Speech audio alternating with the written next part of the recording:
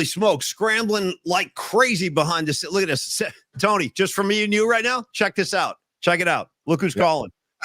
I can't stop him. Tony, I can't stop him. I cannot stop this guy. Do you see? He knows I'm on the air, too. This guy, it's out of control. All right, just a little peek. Tony, still going.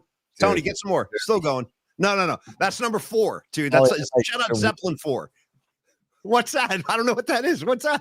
My kids do that for WoW. Let's see the W and the W and the O. See, you guys are so far ahead of on the street hand signals. I'm way behind now because my parenting days are kind of, my kids are in their 20s, so I've missed out on the WoW movement. All right, anyway, dude, KRON coming strong, Tony. KRON coming strong. I can't stop Steve. He's on a rampage. That's the 4th time today. All right, anyway, what's up, y'all? How's everybody doing? I want to start by addressing one of my good people out here, Juan Santa Maria, one of my favorite names.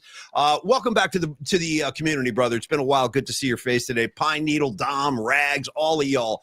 John Joseph, Miguel, great to see everybody. Lazat, my main man, James Lazat, and Creative Tony with the Grateful Dead shirt, looking good. I remember, dude, you wore that shirt. Here's my memory. Not only with Grateful Dead set list, I'll give you Grateful Dead apparel memories as well. Tony, I remember you wore that shirt. I think it was the first ever Grateful Dead night at the Giants game because I have a picture of you and me and Mickey Hart, and you're wearing that shirt right there. It's a good one, T. Where'd you get that bad boy? You gave this to me, my friend. This is the one you brought me from Chicago. Oh, yeah. I did the Fairly Well shows with you at Levi's at the Vi. And that's where Murph ran scared during the Dark Star.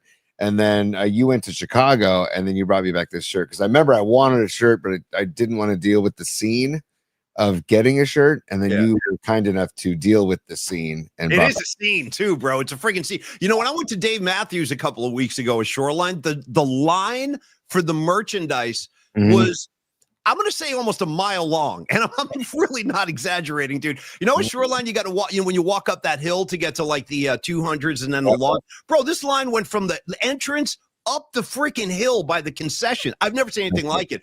So, yeah, dude, I don't blame you for not wanting to get involved with the apparel scene. So, listen, big weekend all over the place. For all you PMPers who went down to New Orleans, congrats. You got the job done. Thank you very much for your efforts. Niners are 2-0. Got a big one coming up at the Vi this weekend. Their home opener against the 2-0 Cardinals. Always a pesky team, the Cardinals, Tony. Go ahead, buddy. I am absolutely jacked out of my mind, bro. Dude. Yeah. I'm stoked they're 2-0. I don't care how they got there. I don't care if it's 2 ugly wins. I don't care if it was a battle to the end with New Orleans. I don't care. All I know is it's 2-0, 2 road games, a ton of injuries, and to be 2-0, it's a beautiful victory Monday, in my opinion, dude, because what they're dealing with and the fact that they've got a backup quarterback that dropped 3 TDs and no picks and 279 yards. I mean, dude, I got no qualms right now. I really don't. Way, I love you saying I don't care. Shout out Black Flag. I don't care. I don't care if your parents here anyway. Don't care. I don't care. Don't care. That's Tony. Don't care, man. I don't care. Yeah. I would say I don't care anymore. Wow. No more. No more. No more. No more. Badaka bum bum. Shout out Collins on drums, dude. Underrated Collins on drums. He can hold it down, man. Yes, 100%. And yes, Humdinger, qualms. I got no qualms today. All right. So, Tony, big weekend, dude. I know you were buried up to your neck in youth sports, but Giants had an eventful weekend. After that incredible Friday night game, I got to say we were kind of let down. Seeing Dommy Smith do the David Lee Roth stretch, and then he pulls a hammy or something, because it was kind of David Lee Roth-esque, you know what I mean?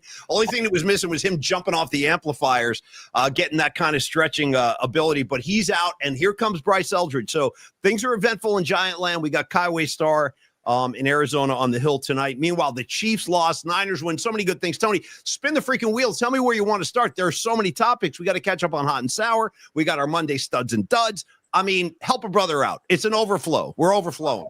Maybe before we celebrate the Niners' victory on the road in the Big Easy, we could celebrate the Chiefs being 0-2. Because I'm not an Eagles fan, but I was yesterday. Same here. Dude, next week, I told Don Peralta last night on a text, I go, this will be the only time in like the calendar year where you're going to hear me actually drop a go Giants. That's how much I hate the Chiefs, bro. I'm rooting for the Giants next week to beat the Chiefs. And you know what? Maybe Maybe the way they hung with Dallas yesterday, that was a pretty entertaining ball game. The Dallas Giants game, Russ Wilson throwing that Hail Mary, converting. Dallas kicker hitting, 64 yarders. It was a crazy-ass game. A very entertaining NFL Sunday across the league. We had some low points, too. Joe Burrow limped off the field. We're not going to see him for 3 months. So a lot to catch up on today, Tony. But no, to your point, watching the Chiefs lose is so glorious. I can't get enough. I'm addicted. Watching Travis Kelce drop passes, it's the best. It's the freaking best, Tony.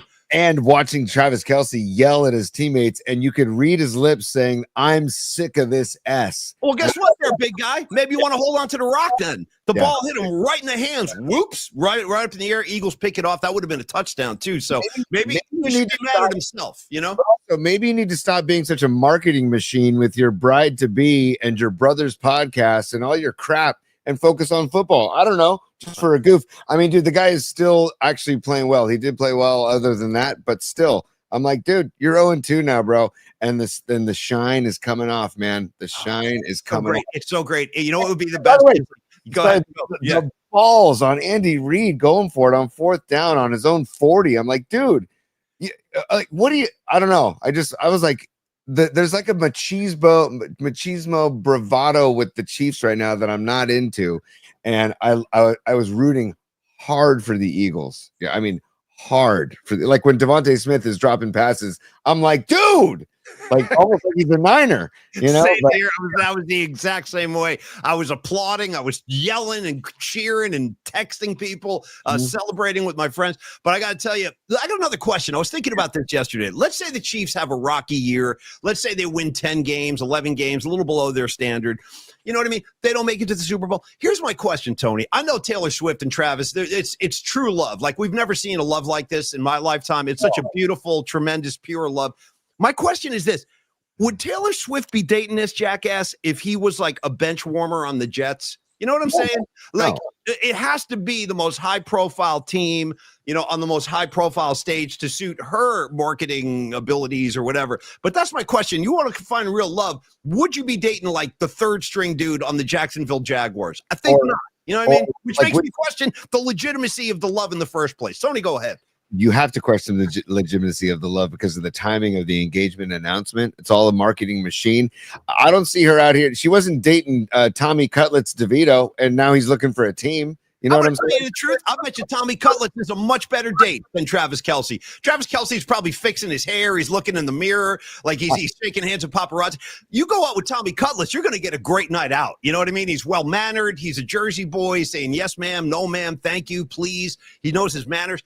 She ain't getting out with Kelce. Come on. No, I could see Tommy Cutlets showing up for their date night, either shirtless with a gold chain or a few gold chains, maybe a few of them. Yeah. Or just like a nice fitted blazer, a sport coat and no shirt. Yeah. Right. Yeah. And it being, what's up? It's Tommy. How you doing? You ready? Yeah. Tommy. Just tell Taylor Cutlets is here. Just tell him Tommy Cutlets is downstairs. I'll be waiting in the car. Yeah. You know, dude. Anyways, to your point, I don't think she'd be dating Travis if he was a third string bench warmer, practice squad player or on the depth chart third string. So I'm loving the Chiefs being 0-2 and loving the Niners being 2-0. And they're not pretty wins, dude. And by the way, Seattle taking care of business in Pittsburgh. Seattle might not be as bad as we might have thought they were because they looked good yesterday in Pittsburgh, dude. They look real good. They hurt me on the hot and sour because I was foolish enough to take Pittsburgh, but I got to plead innocence on this or plead stupidity because I didn't know how bad the Pittsburgh run defense is. What the hell happened to the Steelers, dude? There were guys just galloping all over the field yesterday. I'm like, any of you guys want to, I don't know, throw a hand out, maybe try to make a tackle? Dude, it was like easy skating for the Seahawks. I learned a lesson yesterday about Seattle and Pittsburgh. And that's kind of what the beginning of the season is. You start to get a feel for which team is what and what's what out there. But it takes a few weeks to get a handle on the state of things. No question. And you said foolish. Is it Steve Perry solo career who was saying foolish heart? Foolish heart, hear me calling, stop before you stop calling. I'm forgetting the words, but that's the one. Yeah, foolish heart. Yeah. hear my warning. You've been wrong before, but dude, hear my voice. You've been wrong before, won't be wrong anymore. Foolish heart, flim, flim, flim. Anyway, that's me. I am a foolish heart. Yeah. Also, I'd like to welcome back my Detroit Lions too, because they just whooped that Chicago Bear tail yesterday, dude. And you know what? It was part of my hot and sour picks, and I was like, you know what? Detroit getting 6.5. I think they're gonna do just fine. Jared Goff, 5 TDs. The master of Escobar, but the master of particles fantasy team. Okay. Escobar was on the receiving end of Jared Goff's 5 TDs as we started Goff. I thought about benching Goff for Penix. We're like, nope. Goff at home, no chance. Bears on the road, nope. And Goff went off. And dude, so did Amon-Ra St. Brown. And the Lions look like the Lions I thought they could be, right? So hopefully they keep that going. Yeah, no question. And Lily Merchant also reminded me, back to that Steeler game for a second, that they had 2 turnovers at the worst possible time. Just a bad-looking game. Yeah. Excuse me, for the Pittsburgh Steelers. Hey, I also want to catch everybody up with Sound Summit a little bit today because we had a great time up on the mountain. Stevie B, I didn't see Steve Bisicchio. I was kind of disappointed, but he still might have been in the house. Excuse me. But I did hang with Don Peralta, Brian Murphy, and I, the master of ceremonies up there. Had a great time. Thank you, Mike Nash. We'll show some pictures a little bit later on. Why don't we give some love, though, Tony? We getting the show started. Why don't we give some love and respect to our sponsors? You want to start with some Stella? Little Stella design today? Yeah. Really go, brother. All right, Stella Design. This is my good buddy, Dom Peralta. He was up there at Sound Summit, too. But by the way, dude, Dom comes rolling up to Sound Summit. He's got, like, attache cases. He's handing out artwork. You know what I mean? You take a slide, handing out the Sly Stone art. Thank you so much for that, Dom. It's a beautiful piece, and I really appreciate that. But anyway, it's great to hang with Dom yesterday. And this is his outfit right here, Stellar Design. So Stellar Design is the Bay Area's industrial design studio shaping the future of product innovation. Of course, we've been talking about the Goha Leaf Sweep. It's in stores now, some new stores actually, starting with Rizza Plants, R-I-Z-A, Rizza Plants up in Napa. Then you got Sloat Gardens in San Francisco. I'm a big Sloat guy. We talked about this, get my Christmas tree from those guys back in the day. Also, Tony, the Goha Leaf Sweep was featured in Wired magazine today. If you got that link, pop that bad boy up there, and we'll take a look at that. Yeah, there you go. You can read all about it in Wired. Congratulations, Tom. Great press right there. Back to Stellar, though. They were founded in 2014. They had guide ideas from concept to production through prototyping, testing, and launch. From breakthrough consumer electronics to life-saving medical devices, Stellar merges cutting-edge technology with stunning aesthetics, so your product looks amazing and works flawlessly. Last thing I can tell you is they create award-winning design with a meaningful connection between people. That's a big deal to Dom. Dom is a people guy. He does like to make the connection, and I appreciate that about him. So keep that in mind. Whether you're an individual, you just have an idea or a germ of an idea, or maybe you're a startup company or a big dog on the block, like a Fortune 500 company, Stellar can work with all of y'all and offer partnership to achieve out-of-this-world design. Visit stellar.design and make design impact. Call 650-796-3144. You can also text that number, 650-796-3144, or email Big D. Call him Big D when you do. No, I'm just kidding. Call him Dom, but email him at dominic@stellar.design. Thank you so much, Don Peralta. Onward and upward, man, with the Goha Leaf Sweep and Wired magazine. That's some nice press there, Tony. I was just going to say real quick, I wanted to read from Wired magazine really quick. They say experts recommend ensuring that your plant's leaves are free of dust, which blocks the light. He said they point out that dust can accumulate faster in the winter due to drier air. So you can gently wipe them with a soft, damp cloth, or use a specialty tool designed for the purpose, like Goha's microfiber leaf sweep. So how about that, man? In Wired magazine, there it is, featured right there, the picture of it in action. That might be Dom's hand actually holding the leaf sweep from. I hope it is. Yeah. I can only hope it is. Yeah, but there you go, the Goha leaf sweep, and featured in Wired magazine today. Very cool. And GohaPlantCare.com is where you can check that out. So thanks, Pete. I just wanted to share that before. Yeah, rock and roll. It's killer. It's killer. Love it, Dom, and congrats, man. That's a great piece today in Wired magazine. Everybody go check that out. Tony, a couple more things on the Chiefs, and I want to talk some Niner ball. So the Kansas City Chiefs, America's team, Tony, the world's team, as they'd like to be known. The freaking world's team, okay? They've made no bones about that. There was a big article on ESPN a couple of weeks ago. Yeah, we're setting out to become the world's team. Maybe not so fast, a-holes, because you guys are 0-2. And let me tell you this about the Muppet. Patrick Mahomes, he passed for, ready, Tony? This is the greatest quarterback of all time. That's what people keep telling me. This is the great. We've never seen anybody like that. threw for 187 yards yesterday. You got me? $187. My guy Mac Jones toasted his ass. And let me tell you something else. I will, to be fair though, just to be fair, because I got to be fair. A lot of it is shtick, and I don't like Mahomes. I do like to amplify that, but he is a competitor. He's a fierce competitor, and I will say this: he rushed for a touchdown in Brazil against the Chargers, and he had to do it again yesterday. It's almost like he has now become like their primary weapon. He's got to do everything himself. So until his receivers and his offensive line can get it together, I think the Chiefs are going to have a little bit of a downward slide this year, and it makes me very happy. So I'm just throwing it out there. And final complaint, as I finish my complaints about the Chiefs. What is with Tom Brady? Your boy Tom Brady, Tony's neighbor, for God's sakes. What's with him and his first name basis stuff? Well, Patrick's on his heels now. Patrick's looking downfield. Patrick doesn't have anything. Patrick's going to the bench. Look at Patrick. What a throw by Patrick. You want to mix in a last name at some point, bro? You want to like throw Mahomes on a tip? And it's the same with Kelsey. Oh, Travis should have held on to that football. Hey, Travis is really playing well today. Travis missed a block right there. Travis this, Travis that, Patrick this, Patrick that.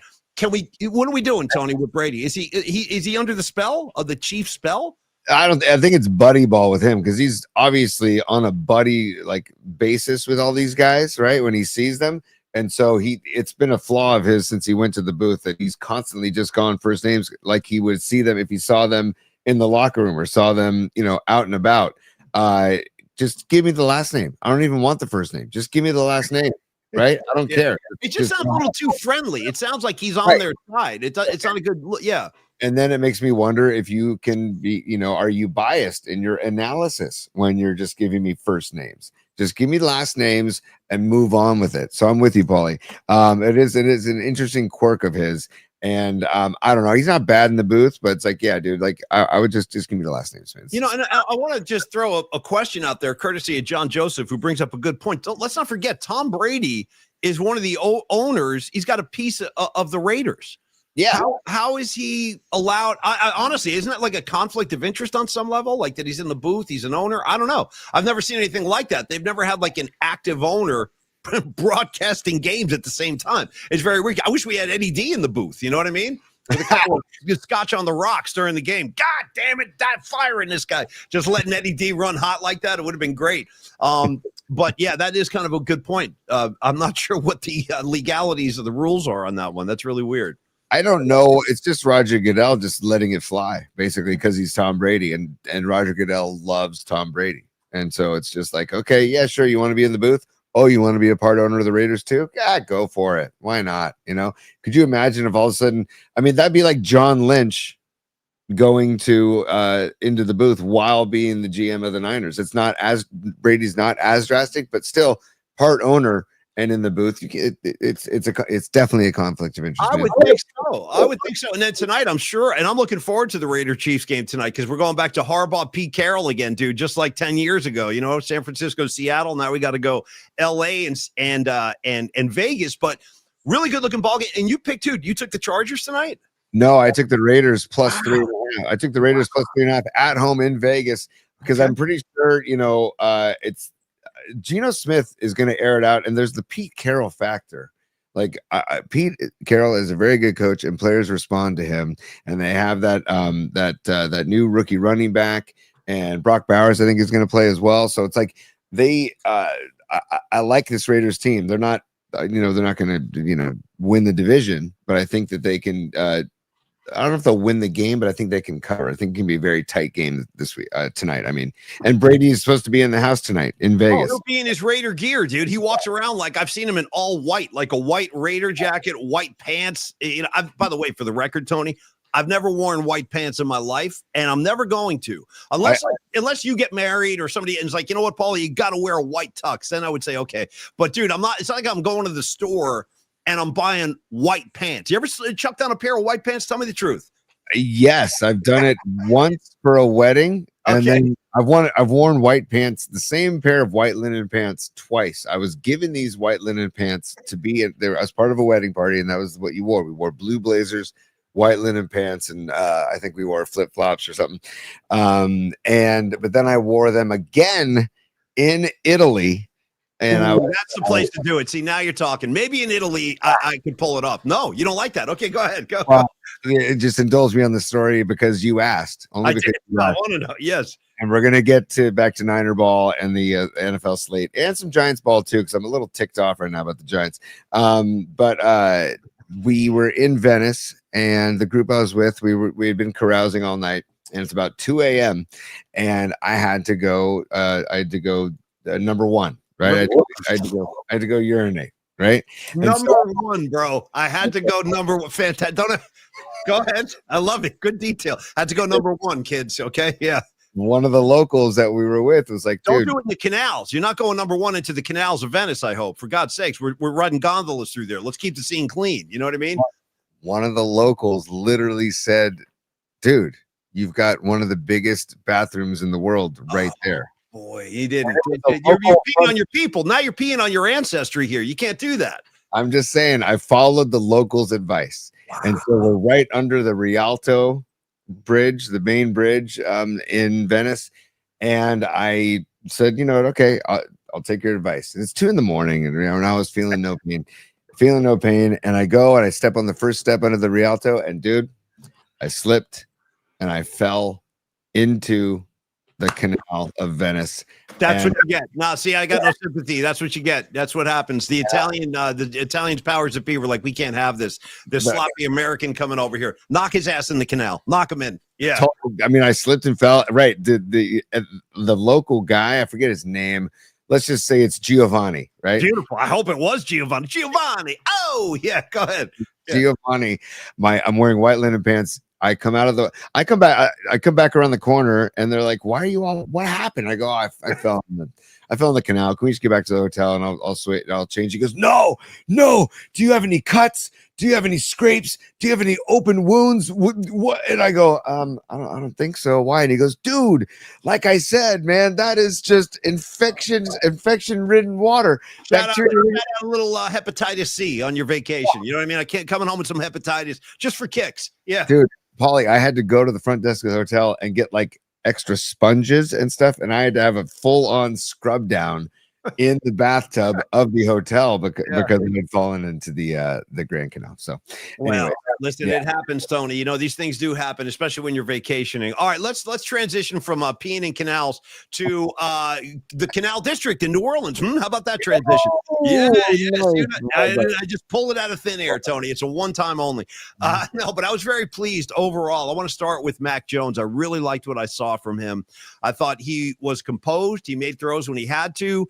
I thought the line did a pretty good job. Again, I'm just reacting from the gut here, but I am already a little like uptight about how much work they're giving CMC. Christian McCaffrey, like, I don't want to overwork this guy and then have him breaking down. You see all these injuries already with the Niners. I mean, it does concern me. And now Juszczyk had to leave with a concussion yesterday. So think about this. These are all like Pro Bowl guys, man. These are all Pro Bowl talent guys. Purdy out, Kittle out, Ayuk out, Demarcus Robinson out, suspended, and now you got Juice with the concussion. So I don't know. Is it me, Tony? It could be me. What did you think? Did you think CMC was? It just seemed like a lot of work for him again yesterday. He had a lot of touches, and he took a lot of hits too. A lot of touches, a lot of hits. I know that's what he prefers. I know he wants to be on the field all the time. But this is when you as a coach and you as the coaching staff need to be the I don't know, the realistic mind and say, no, dude, you need a breather. You need to balance it out. It's week 2. You know how long this season is. And by the way, again, no Garendo. Like, well, they had him on special teams a little bit. He did a little special team work, but I feel you. He's not really in the backfield. And he's got the speed. He's about fastest guy in the team. You would think you want to like dump a couple screen passes off to him, maybe get him out in open space, see if he can light it up out there. Because we saw what he could do last year in Seattle. I mean, he's got jets, but I feel you. Where is he? I don't know why he's not been incorporated into the game plan. I'm not sure. I don't know either, but to credit New Orleans, they held the Niners to 77 yards rushing, right? Yeah. And they only held McCaffrey to 55. They held BRJ to 20. So, but I just would like to, if you're going to spell McCaffrey, you could spell it with Garendum too, and Brian Robinson Jr. I have nothing against Robinson Jr. by the way. I'm just curious what happened to like. Does Shanahan not like Garendo at all anymore, or is it just were you going to be strictly special teams? I don't know. A little bizarre, but again, I can't complain because they're 2-0, Paulie, and I really, and dude, nice to see Jawan Jennings, 5 catches, 89 yards and a touchdown. Dude, okay. Keep doing that and you're going to get your bag. Keep doing that and you're going to get your bag, dude. Like, honest to God. And I really wish we would have seen that last week too.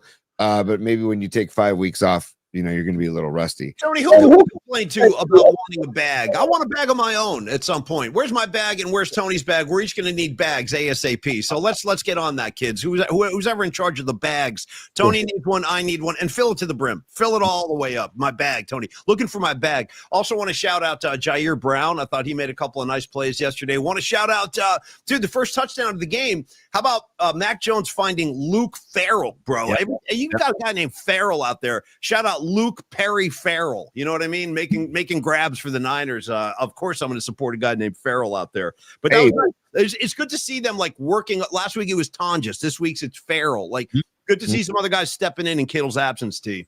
Again, when you think about the injuries and think about that they're 2-0, how can anybody complain? Honest to God. And I've seen a lot of complaints on social media, and I'm like, dude, can we just be thankful and grateful? You could be the 0-2 Chiefs.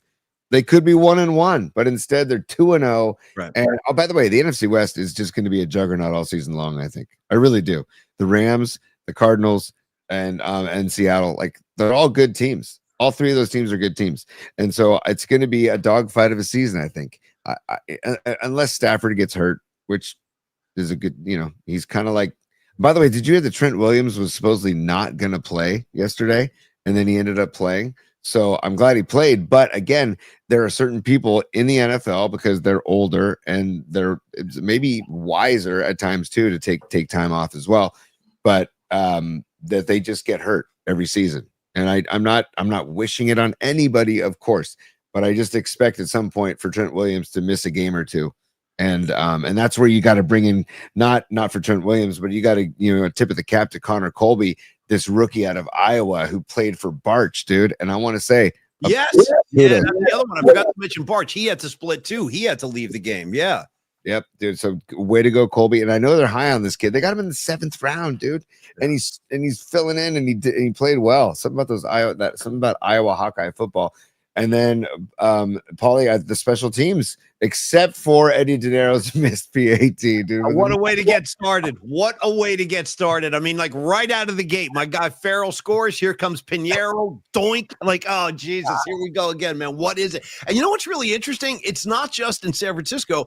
It's happening all over the league. There's been a lot of spotty kicking in a lot of different games. But in any case, how like code red did you go when he hit the upright like that? Like, were you like, oh man? Like, I figured, like, let the guy settle down. I try to be patient with these guys because I knew we were going to need him again. I knew we'd need him later on, and he did. He hit a 44-yarder in the second quarter. So a redemption, total redemption. But I actually started laughing hysterically when it happened. I'm like. It just like it was one of these. You got to be S-ing me right now. You got like, are you kidding me? Yeah. And it was laughter. It was comical. So, but again, I'll say it all day long today, dude. And I was talking to my dad about it yesterday. Like, ugly wins, but 2-0. You said that you liked. You were talking about being pretty pleased with what you saw from Jawan Jennings. I want to say the same for Pearsall. I thought he had a pretty decent game too. Like, he has been playing well. So, and that's all I was asking for. I just don't want to celebrate him too much before the season started, but so far so good. He's been pretty sure-handed out there. So I'm happy with what I saw from Pearsall. Other notes on the game. Feel about the defense, T, the 49er defensive effort yesterday. I think they played hard they obviously played hard all game, but Kamara almost had 100 yards. He had 99 yards. So, and he's a really good running back still. But when they needed to, they made the plays, man. And they also, what did they hold Rattler to? And passing, I think it was under 200 yards passing, I believe. Yeah. 186 yards passing. So, I mean, that's a damn good job. And then when we get to studs and duds, I'll go into more detail of who my stud is for the Niners for the game. But yeah, all in all, I'm fine. Bosa got a sack, which is good to see. So I'm fine with all of it. And Upton Stout, I think he had a sack as well. He had a pretty good game. I like Stout. I like the kid. I like Stout. And I thought also, Tony, shout out Bryce Huff. Excuse me. He had a big play at the end of the game. Fred Warner, too, as always. Dude, did you see this footage? I think I put it in bookmarks last night. I'm pretty sure I did. Fred, did you see the footage of Fred Warner coming off the field at the end of the game, dude, with tears in his eyes? Did you see that? No, I'll love to pull it up, dude. No, I'm just, you know what? Maybe pull it up now. Just a special look at Fred Warner, just because it says so much about him. I saw this clip and I was like, God, this guy is that emotional after a win in New Orleans on week 2, highly decorated Pro Bowl, linebacker in the NFL, and just shows you how much this means to him. I want to put a ring on his finger so freaking bad. Like, he really is a champion, Fred Warner. Plays his guts out, knocked the ball loose yesterday, had, as always, just flying around making plays. D. Winters looked good again. But Fred is coming off the field in New Orleans. He's kind of interacting with all of the Niner fans that were down there. And I guess their new thing is, Tony, they call it Dub City. Like a win, you're getting a dub in Dub City. So he's like, Dub City, man, Dub City. And he's emotional. He's crying. I was like, God, I love 54, dude. I'm a Warner head. So was that in there, T? Did you find that? It's right there. I just got it. It's coming up right now. There it is right there. So hang on one sec. I just want to make it enlarge it real quick. And then, yeah, look at him. Check him out. Dub City!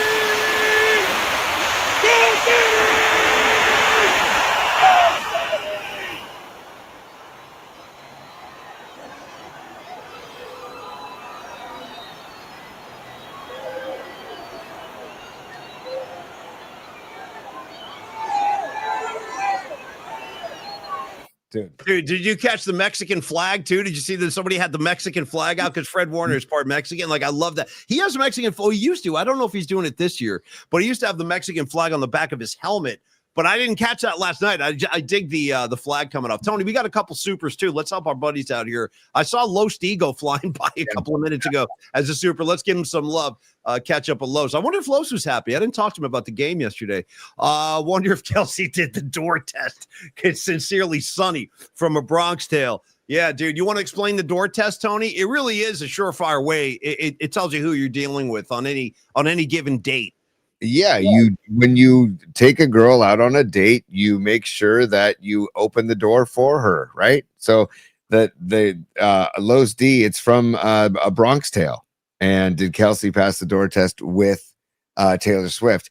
I don't know. I'm hoping that Kelsey's a gentleman. I'm just going to assume he is. Not as much of a gentleman as Tommy Cutlets. Tommy Cutlets, I'm telling you, he might be driving a Ford Pinto, but he's got the manners. And by the way, let me expand on the door test. So the proper door test is, according to the Bronx Tale, is you open the door for your date. She gets in the car. Now, when you're walking around the car to get in your seat, she needs to go unlock your door, return the courtesy. And then Sonny was like, if she doesn't open the door, that means she's a selfish broad and you should be done with her. Just something like that. You know what I mean? And he's like, but if she opens the door, that means she could be one of the greats, one of the all-time greats. And you know what? There is something to that. You know what I mean? Open the door for me, man. I just put you in, help a brother out. Anyway, that's the door test. Thank you, Los D. Always a pleasure, my friend. Okay, on that note, because yes, I forgot about the second half of the door test. Do you think Taylor Swift is the type to open the door for Travis? I actually think she is. I mean, she better be. She's preaching all this, positive empowerment and stuff. Open the door for a guy. You know what I mean? Let's get reciprocal up in this piece. You always put that on the screen, Tony. Reciprocity. Yes, she needs to show some reciprocity. And by the way, how come she's not going to all the games this year? You know what I mean? Where is she now? We got trouble in paradise already now that they're 0-2. If they go like 0-7, is she going to break up with them? And I'm only half kidding. I'm only kind of half kidding. If all of a sudden they just go down in flames, is she still head over heels in love, or does she maybe start looking for a new romantic interest? Just posing a thought. Just a question. That would be amazing if all of a sudden, like, the engagement's off. Well, she's trapped. Now she has to marry this jackass, because if she doesn't, like, she'd be under so much fire and so much crit. She's got to follow through now, man. You can't drop a guy just because his football team losing. I don't think. It ain't high school. You know what I mean? Hopefully love prevails, Paulie, and that maybe this is when really Travis really needs her, when they're 0-7, and really can lean on her. Or the dark side of Travis comes out, like, leave me alone. I don't want to talk. I lost another game today. I'm sick of this ass. I mean, she's never seen a Kelsey on a losing team. So that's my point. That's what I'm saying. It's been all roses and Super Bowls so far. Real life ain't like that. There's always a crash, man. What goes up comes down. It's a true story. Although, like we talk about with the artists that we love, like Springsteen, like Eddie Vedder, like Garcia, like Robert Hunter, is that maybe it does. Maybe Taylor Swift starts writing songs about, Travis the loser. And about you're gonna do like a concept album called like 0 and 2, you know what I mean? That's gonna be the name of her like new record, where it's a concept. Every song tells a story about how badly he's playing. He's dropping balls, tip passes for interceptions, y'all, or whatever. Yeah, that's a record I'd buy. I'll buy that one. I'll buy the concept album about the decline of the Chiefs. And hopefully she makes that record. While we're on the topic, I got. Oh, sorry. Let's get to Super. Go ahead. Yeah, we have another Super. Low Steve, thank you for the Super, brother. We'll be talking about flex funding tomorrow, but also thanks for the Super. Yeah. And Candlestick Kid, thank you for the Super. All gas, no brakes. Gold Rush is back. You are so right, Candlestick Kid. It is great to see blitzing football back for the Niners. It's really, really great to see. I'm all for it, man. And hashtag Dub City. Love it, Candlestick Kid. All gas, no brakes, and that's Bobby Saleh's MO. And you see that fire again in the defense, and I like that. I like that. And a lot of people have made the argument in the past, like, oh, coaches don't really matter at the pro level. Dude, you know what? Robert Saleh is proof positive that coaches can make a difference. Pete Carroll, and we'll see what happens tonight in Vegas, but like coaches can make a difference, right? If you bleed your job, if you are like Robert Saleh, you can tell.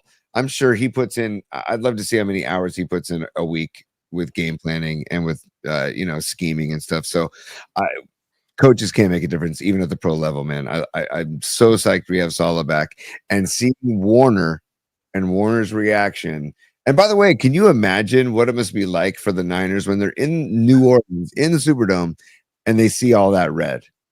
I mean, and by the way, Noemi's sent some photos and a couple of videos from the Superdome and from New Orleans we should share before the show ends today, because they're really cool, really good stuff. We do Sound Summit. We can do a little mailbag, Paulie, Sound Summit, and because Don Peralta sent some pictures from Sound Summit as well. Do a little mailbag segment before the end of the show, if you don't mind. Sounds great. You know what we should do, Tony? Why don't we do this? I want to say one last thing about Saleh, and then maybe we can do a Longbridge Pizza, and then why don't we roll out our studs and duds? That's the name of our new piece, by the way.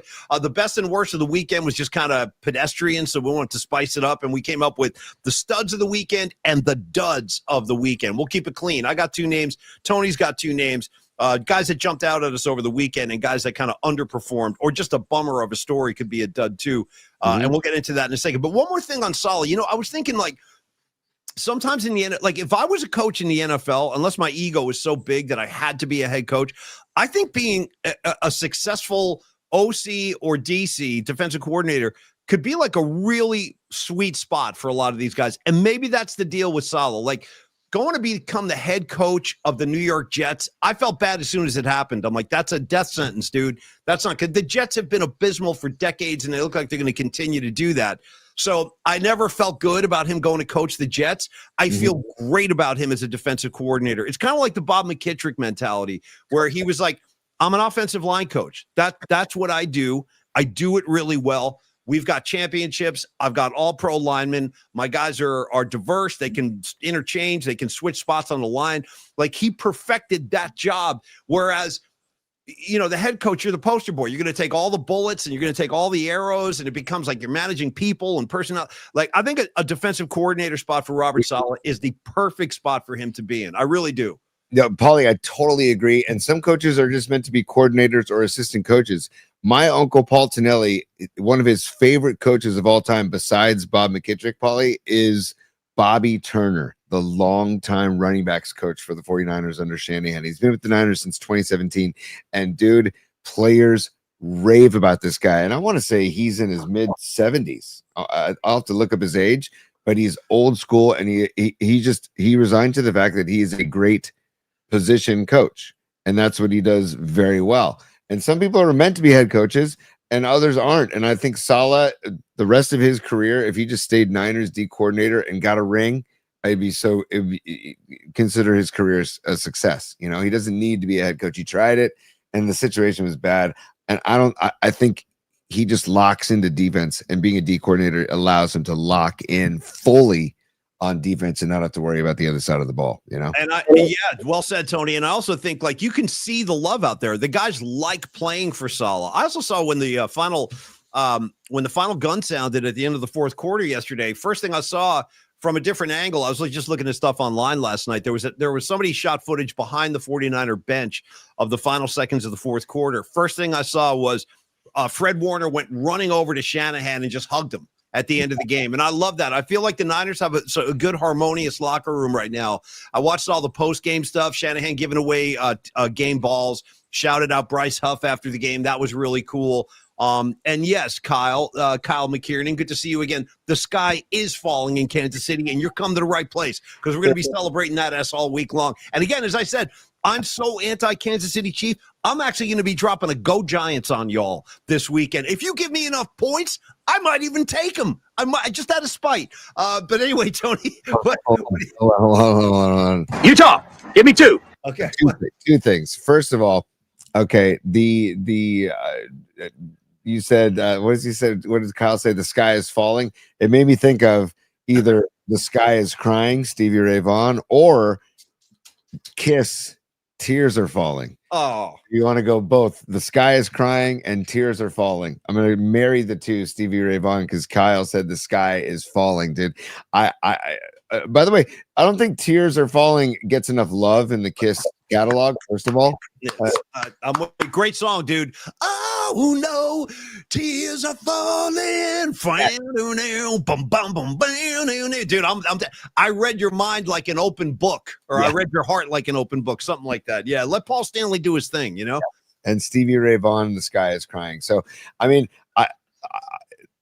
you said it's kind of like a riff or whatever about the Chiefs, sure, but it is nice to see after the ESPN and whoever has the balls to launch a mini series called The Kingdom when they're not even the reigning champions, and they launch a show called The Kingdom. It's like sometimes ESPN, even though you had all this footage because you assumed they were going to three-peat and you followed them around all season expecting a three-peat and it didn't happen, sometimes you got to bite the bullet and say, you know what, we're not doing this. Let's cut bait. We got to cut bait. It didn't happen. Oh well, we tried. It didn't happen. Like when that's the difference. When they did the ESPN very impressive documentary series about the Chicago Bulls, The Last Dance, we've all seen that. Mm-hmm. Jordan delivered. You know what I mean? They're following Jordan around for his final season. He's like, yeah, you think I'm going to let you guys follow me around all year and not win a ring? I'm definitely going to win a ring. And he did. But great call, Tony. After all that work following the Muppet around all year, they fall short. Not just fall short. They got stomped in the Super Bowl. They got their guts stomped. And you know what else was great about yesterday? One final thing, then Longbridge. The refs have started to freaking tuck the flags in, dude. Yeah. They're not so far. They're not holding the Chiefs' hand for a change, and you see the result. Yep, that's 2 L's right there without the help of the refs. I'm telling you, it's a new era, man. Yep, no question. Remember, I said Utah, give me 2. The second thing I wanted to say, Paulie, is because we're going to be on the New York Giants bandwagon this weekend, I got to find the Phil Simms cut. We got to get the Phil Simms. Hey, Paul Mac, how you doing? It's Phil Simms. Yeah, 100%. Yeah. So we got to play that this week because we got to get the Giants vibes going, because could you imagine? And Giants, dude, Garrett Dillon, one of my dear friends, he is heartbroken today after losing that game to Dallas in overtime. So they're going to be pissed. You know, New York is pissed. They felt like they should have won that game. Yeah, big. How did I not know that? I didn't know that. Tell Garrett I said what's up. I haven't seen him in years. I had no idea he was a big blue guy, dude. How do you coexist with a big blue guy? Although Winks, my buddy Winks, is a big blue guy, so it can be done. Yeah, it's like nobody's perfect, right? Everybody has their flaws. I will say though, knowing Winks is a Giants fan and having Garrett be a Giants fan and Rags being a Cowboys fan, it does. There's hope for the future, right? Yeah, there's hope we can coexist. Yeah, like. My first thought when I saw that the Cowboys win that game, I thought, you know what, right on. And I felt I had an image of Rags in a very celebratory mood, and it made me happy. So I wasn't happy for the Cowboys, but I was happy for Rags. Yeah, you're a good guy like that. I feel I'm the same way. I actually texted Rags. I say, hey, nice win today, man. Nice win. F the Giants, onward and upward. I did. I threw an F the Giants in there just for good measure. Had to. Oh, look at this stinking badge. Stinking badges checking in. He says the jerk store is. So far, you ain't wrong, Badges, and thank you. They are all out. They're totally sold on the Muppet. One other comment too. I said, and thank you so much, Badges. Appreciate you, man. Cool. I saw James Lazat a couple of minutes ago when you were talking about the kingdom. James Lazat put a message up there. He goes, "The kingdom." That's the dumbest S I've ever heard, dude. And I'm with you, James. I'm with you. The kingdom of what? Jackasses? You know what I mean? Stevie B checking in here. Give me some Stevie B love up here. Yeah, you bet. We need Winks. Diapers. Needed Winks diapers. Okay. For the sketchy bus ride down Mount Tam. Sounds so nearly had a coronary and a car accident. Cake was in rare kind of. Dude, I'm so bummed I missed you, Stevie B. But I'm glad you had a good time. And it really is a special day up there. Promoter Michael Nash, who was a guest on our show a couple of weeks ago, throws this incredible party every year where it's like a mini festival in one day. And he gives you a lot of different flavors, of the musical palette, So you get some indie bands. You know what they had yesterday or 2 days ago, Tony? First time ever. They had young poets going up there, dude, dropping science. So we had poets in between the bands doing like spoken word. Shout out Henry Rollins doing spoken word. That's kind of like the next generation coming up. These kids, it was really cool. And dude, no, you're not kidding. Stevie B, you got to take your time going down Mount Tam. Take your freaking time. The only thing I hate, though, Tony, is when you're driving down Mount Tam, because he's right. I mean, dude, one wrong move, you're going over the side, and that's goodbye, Stevie B. Goodbye, Paulie Mack. You got to be careful. Yes. But I hate it when you're going down, and like the sun setting, it's starting to get dark. You've been up there all day. You're kind of tired. And then here's guys like gets right on your ass, on your bumper. I'm like, bro, what do you want me to do? You want me to go like 70 down this hill? Like, I don't know what you guys want me to do. You feel me on that, Tony? How do you handle that? The guy riding your ass while you're going down like hairpin turns. Like, how do you negotiate that?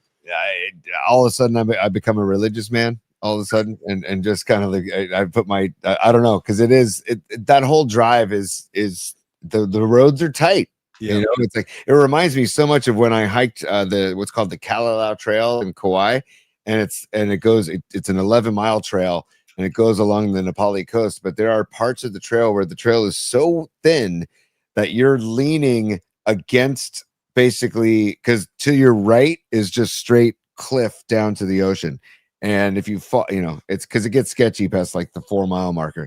Anyway, so it's kind of like that same feeling. So you're probably subconsciously like leaning in the car, hoping that you're helping the bus and the momentum of the bus stay, on the right side of the road. I got a funny Mount Tam story with Rags, and right after this, dude, we go do some Longbridge love. So years ago, Rags was out visiting, and I was like, dude. Because New Jersey and California are so different. They're just so different. Like you can't hike mountains in New Jersey. You know what I mean? They have other stuff. They got the shore. There's their own appeal there. But when Rags came out, I don't even know if he's on the board today. I think I saw him. He is. Okay. Yeah. So Rags came out, and I'm like, Rags, while you're out, dude, I got to take you up to Mount Tamalpais. You've never seen anything like this. I'll drive you up there. We're going to go hiking. It's going to be great. And he's like, yeah, man. Yeah. So we go out, and this is like 20 years ago. So we go out, we have way too many beers. And then the next day I'm like, all right, Rags, let's go. Get in the car. We're going. And he's like, oh man, I'm really hungover. I don't think I can do this. Dude, I started yelling at him. I'm like, get in the effing car. We're going up to Mount Tam. Like I was yelling at Rags the whole ride up there. I'm like, dude, we're going hiking and you're going to freaking like it. You know what I mean? And he was like, dude, I don't want to do this. I'm like, dude, shut up. You're going. And like, dude, we're doing those hairpin turns and everything. And it was like, dude, it was a lot for him to handle. But we did make it back in one piece. And I'm glad you did too, Stevie B. And I'm sorry I missed you, bro, but I'm glad you had a good time. He made it in one piece. Rags was okay.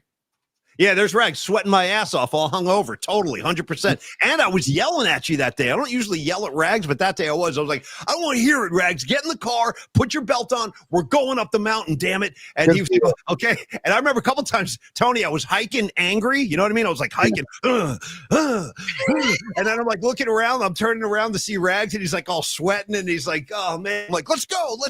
I turned into like the sergeant from Full Metal Jacket. I don't know what was going on that day.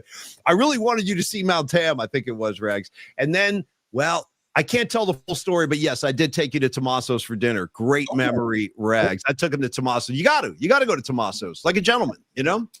Well done, man. Tommaso's, and I heard that they were closing their doors, but then I heard that they might be saved. So confusion. I was down there the other day. I was on Broadway and I looked over at Kearney and it looked like it was open, but I can't confirm that. What do we have information wise on this? That's great news. That's the latest I've heard. Then fine, and I hope that it stays open because it's one of the greatest Italian restaurants that I've ever been to. Just period, not just in San Francisco, but that I've ever been to. Period. It's been that and Cafe Macaroni on Columbus, at the bottom of the Columbus, right by the pyramid. Oh man, what you want to talk about? Incredible food, both those spots. Well, Rags is spelling it out. So let me finish the story then. And then we'll go to Longbridge. I swear to God. So while we were waiting, because when you go to Tommaso's, if you don't have a reservation, you basically wait outside, like on the sidewalk, till they can see you, and then you walk down the stairs. Such a great spot, dude. They got a killer prosciutto pizza in there, among other things. Great dishes, great everything. But anyway, we're waiting outside to get seated, and then, dude, here comes a limousine. I think it was like a bachelorette party. This is a true story. And Rags is from Jersey, so now he's getting the full San Francisco experience. We're sitting outside waiting for our table. Here comes a limousine with the sunroof open, and out of the sunroof was about, I don't know, a 6-7 foot inflatable phallic symbol, if you know what I'm saying. Just a gigantic inflatable penis right out of the sunroof. And I'm like, well, Rags, welcome to San Francisco, buddy. This is how we do it out here. We got inflatable phallic symbols riding down the street in limousines. That's a true story. I wish we had cell phones back then. We would have captured that forever. But that is true. Yeah. I hate to say that when you say inflatable penis, I think about Michael Penix because of his last name. And how about Michael Penix and the Atlanta Falcons going into Minnesota? Yeah. Dude. You like your Penix. He's a lefty. Go ahead. I do. And they only scored one touchdown, but they held Minnesota to 6 points, man. Again, JJ McCarthy, dude. I don't know, man. I don't know. He did beat the Bears last week. That was his first start. He beat the Bears in the fourth. He had 3 lousy quarters, and then he played well in the fourth and beat them. I got to be fair. I didn't see the game. I didn't see the Falcon game yesterday. What did you see from McCarthy? What happened? Just not a lot of confidence and a little bit of happy feet. And I don't know. I mean, it was obviously a team loss for the Vikings because they gave up the 22 points to the Falcons. So it's not on McCarthy. That's not on McCarthy, but you would think that they'd be able to get down the field and put some drives together. And that didn't happen. So just scoring 6 points against the Falcons team at home, dude. And the Metro, not that I was going to say the Metrodome. That's okay. I'll call it Municipal Stadium if I have to. I'll go back to the Chuck Foreman days, bro. Are you old enough to remember when they played outdoors? Do you have any memories of that? The Vikings outdoors? Yeah, I missed that. That was great. Dude, shout out! I want to get to Scarlet Fire Super here in a second. We'll get to Longbridge Pizza too, but shout out to the Glad Bag home run fence in the Metrodome. They're like in the 87, like the 87 Twins. Like the Glad Bag, like a bunch of lawn bags just plastered to the wall. I don't know what that was about. What the hell was that? And Kirby Puckett was like robbing home runs over that bag all the time. Those Twins teams in the late 80s were so fun to watch, man. When you had Bert Blyleven, Kent Herbeck, Dan Gladden, Kirby Puckett. I mean, dude, and Tom, what was the manager's name? Tom something. Tom, he had glasses on. If you saw a picture of him, it's a single syllable last name too. Anyways, he was the manager, and they were a really fun team to watch, get behind, because the Giants were okay. They were good too, but I needed to root for an AL team as well. Paulie, yes, but real quick. Quick KNBR sports KNBR. I just dropped a KNBR. That must be the Murph effect. Hanging out with Murph all weekend, dude. I just dropped my first KNBR bomb in 8 months of broadcasting. This is Paul and Max Particles, not KNBR, but I did get some of that KNBR kind of stuff on me over the weekend from hanging with Murph. I was going to say, quick PMP sports desk update from Robot Centaur, who's always on top of it. Rag's kind of a stringer too. Rags is like a stringer to Robot Centaur. They're putting stories together. He said he wanted to pass along that McCarthy is out next week, and it's going to be Carson Wentz getting the start at quarterback. So interesting tidbit right there. I can't believe Wentz is still in the league, dude. Mhm. Wentz is just hanging around, man, going from team to team, whoever needs. And there was a time when Carson Wentz almost won a freaking MVP award, which is crazy. Yeah, and you want to talk about fortunate to have Mac Jones? Would you rather have Mac Jones or Carson Wentz as your backup QB, dude? Like, come on. I'll take Mac Jones 10 times out of 10. And I think the guys really like him. It seems like the players really like Mac Jones, which is a good sign that they want to play for this kid. I think Kyle's falling back in love with him too. Just kidding. Kyle loves Brock. He loves Brock. Bro, I'm telling you, man, there's going to be something brewing. No, you're not that far off the mark because he does love him. Kyle does love Mac Jones, and we've known this. He did, even before Trey Lance got drafted, a lot of us thought he was going to take Mac Jones. And then keep this in mind too. Originally, they were saying Brock Purdy could miss 5 weeks. All of a sudden, it's like, yeah, he might be back next week. So I think Brock is like, I better get my ass back on the field before the drums start to beat. But it's the best possible scenario when you have two really good quarterbacks. It does get dicey, but Tony, I'm not expecting a controversy. No. But if Mac Jones keeps lighting it up, people are going to start talking. It's just the nature of the beast, man. Well, Kyle's going to have that twinkle in his eye for Mac. I mean, he wanted Mac Jones out of college.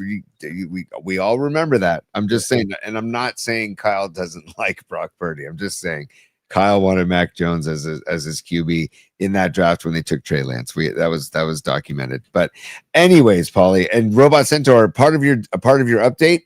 Jordan Mason hopefully will get the start for the Vikings next weekend because Aaron Jones is out next week as well. That's so right. Let's send good tidings, good vibes to Jordan Mason. Hopefully have a good start for the Vikings, even though I wish it were still in the red and gold, man. Oh God, I wish he was still in the red and gold.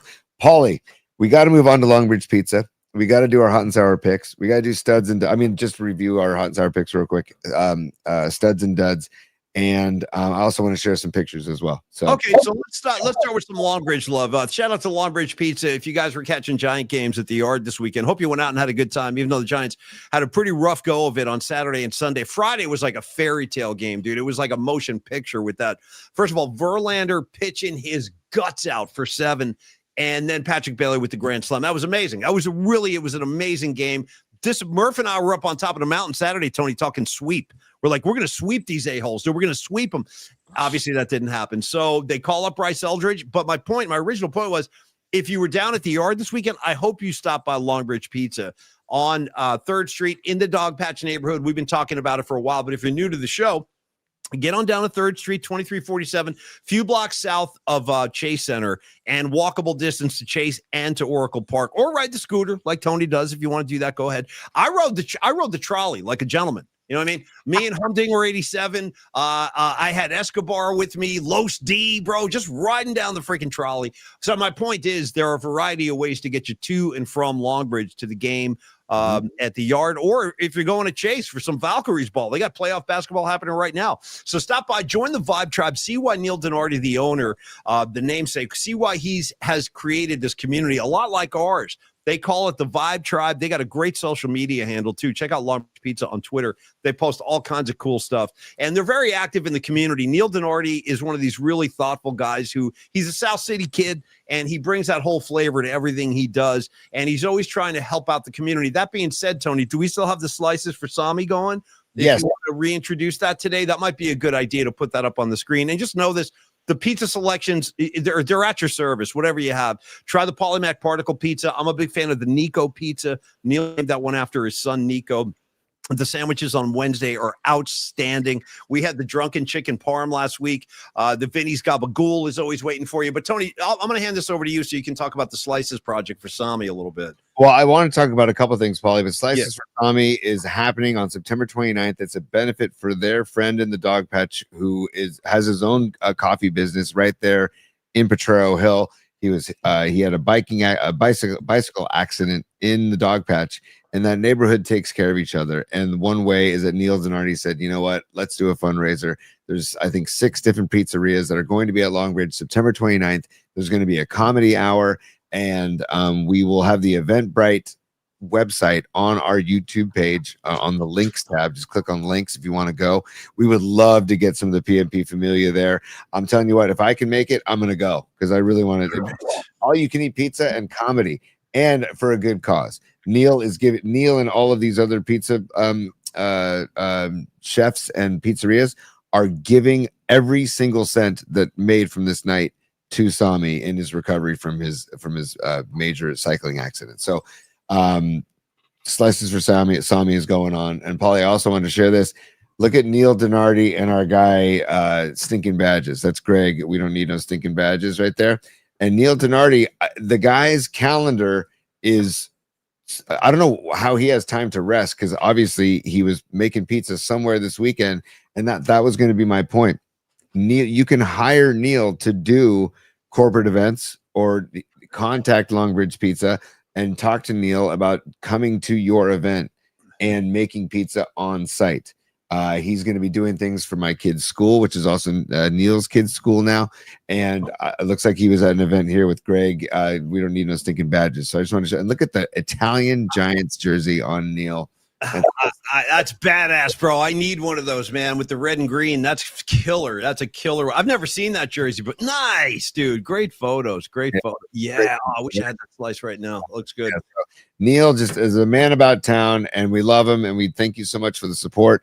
And on Wednesday night, I'm going to talk to Neil before Wednesday, but he wants to give away a couple tickets to this fundraiser as well, Slices for Sami. So I'll talk to Neil, and we'll get more in depth on Slices for Sami on Wednesday night as well, Pete. Thank you so much, Tony. Thank you, Neil, and thank you, Longbridge Pizza. We love you guys, man. Also, want to shout out, I forgot to do this at the beginning of the show. Shout out to all of our friends on the KRON 4 Plus app. You're watching the show. We love being part of the KRON family. We'll be back on the phone with them shortly, Tony. We'll be back on the phone with KRON shortly. We got a lot going on right now. We'll tell you about it soon, but we are working on another project, and we'll share that with you soon. But it's going to be a busy day. Anyway, KRON 4 Plus app, streaming new PMP episodes every night at 11:30, Tony. Yes, also, and it's on the KRON 4 Plus app through your smart TV, through your Roku or your Amazon Fire Stick or Apple TV. They will be working. They're working right now on having it available on your mobile device as well. And once that happens, we will obviously alert you to that, so you can download the app on your mobile, on your smartphone, and watch the show at your leisure, because that's where everybody watches stuff now. I mean, the way my kids fly around, when they ask me to borrow my phone. And next, oh yeah, I just want to check, Dad, I just want to check my fantasy score. Can I borrow your phone? Next thing you know, 20 minutes later, I'm like, where is my freaking phone? And it's my kid watching YouTube shorts. And all of a sudden, it's funny because Paulie, our show will pop up on the YouTube shorts reels that he watches. And I'm like, Jesus, they all watch. That's how they watch everything. So the KRON 4 Plus app will be available on your mobile device soon. And then Paulie, Greg, also known as Stinking Badges, checked in. It was the South City Festa Italiana, Festa Italia in South City over the weekend. So that's where they were. And dude, just kudos right there, Festa Italia from South City. And Neil, he's a traveling road show. I think Neil, if he wanted to, he could just get his wife and kids and say, you know what, we're going on Fish Tour, we're going on Panic Tour, we're going on Dead Company Tour, and just roll out the pizza oven in the lot and make a killing as he goes from show to show to show. So just Longbridge Pizza, we love you guys, and thanks again for the support. Paulie, moving on. Okay, studs and duds, or quick hot and sour review. Your pick. Well, okay, why don't we go hot and sour review, arrow, studs and duds? Why don't you start? So week 2 of the hot and sour picks. Tony and I give you our picks every week, every Friday. I'll pick 2 games with the spreads. Tony picks 2 games with the spread. So far, it's been all NFL. That's really where I tread. I don't really feel comfortable making college picks. It's so unpredictable. Did you know the Texas Longhorns, I think they were like 40-point favorites over the weekend? Something like that, some unbelievable spread. And they're crushing that Manning kid down there. Bro, they were booing his ass, dude, on his own field. Anyway, my point was, Tony, if you do want to branch out at some point and pick some college games, that's fine. I'm going to stay in the NFL. I feel way more comfortable there. So how did you do last week, Tony? How'd you do week 2 for your hot and sour? First of all, you said you don't like to tread there. Dude, can we give love to Metallica's Don't Tread on Me, right? I thought you were going to drop a Billy Corgan Smashing Pumpkins Where Boys Fear to Tread. which, by the way, one of my favorite Pumpkins tunes, but the riff is so effing heavy. Bam, bum, bum, bum, bum, bam, bum, bum, bum, bum. Go, go, go, kids. Bam, bum, bum. Heavy as hell, dude. Heavy as hell. Anyway, yeah. I love your appreciation for Melancholy and the Infinite Sadness. That double album by Smashing Pumpkins. It's a masterpiece, man. I wish you weren't so hard on it. You've been hard on Melancholy for years. I'm trying to. There's two things Tony doesn't like. It's Melancholy, and what was the other thing I was breaking your balls about not liking, even though you do? I forget. I was giving you grief about something else. But no, I love that record. And I got to tell you the truth. I never would have really listened to them to the extent I do if it wasn't for you. Tony basically sat me down. He goes, check this out, check this out, check this out. And it got to the point where I had to throw a white flag up. I'm like, you got to stop. I can't. It's too much. I can't handle it. I remember that. It was on 25th Avenue when you were living in the Richmond out there. It was one of our high noons, dude. It was a high noon session. Yep. And Tony just starts throwing rights and lefts and jabs, uppercuts. I'm like, I don't think I can handle much more of this because it's a lot to take on, some of that Pumpkin stuff. But thank you, because you showed me the way, man. And that was before we even dove into Melancholy. I was just playing you cuts from Gish and Siamese Dream. Yeah. And then when we explored Melancholy, it's like, oh boy. I mean, it is. Stevie B, I see you in the chat. He says it's a masterpiece, and it is. And Polly, I'm trying to find that on vinyl, Melancholy and Infinite Sadness. It's like a full-on book. Like the whole packaging and everything. It's like $100, but worth it because you're literally buying something you're going to have forever. But Tommy Tunes at Vinyl Solution says he can't keep it on the shelves. Every time he gets it, it's gone the same day. So it's that good of an album. But Paulie, yes, sir. Sour picks. I took the Lions -6.5, and obviously they covered. Jared Goff, dude, 5 TDs. Amon-Ra St. Brown, 3 TDs. Humdinger, I saw your note. I'm sorry to hear that he has Joe Burrow. And we'll get to Joe Burrow in a second in the show, but he's struggling now in fantasy football because Burrow went down. And then I have the Raiders tonight +3.5 at home. The interdivisional matchup home dog is what I'm going with here. The home underdog in Vegas hosting the Chargers. It's no disrespect to the Chargers or Herbert or Harbaugh. I think it's going to be a dogfight of a game. I think it's going to be a very close game and could come down to a field goal, which I'm hoping. Well, it's kind of like you said earlier about Pete Carroll. Like his teams, they compete. Guys like playing for Pete Carroll. I expect a much improved Raider team this year, but same with Harbaugh. Dude, Harbaugh has rejuvenated the Chargers. I think it's going to be a great game tonight. I'm really looking forward to it. Could go either way in my mind.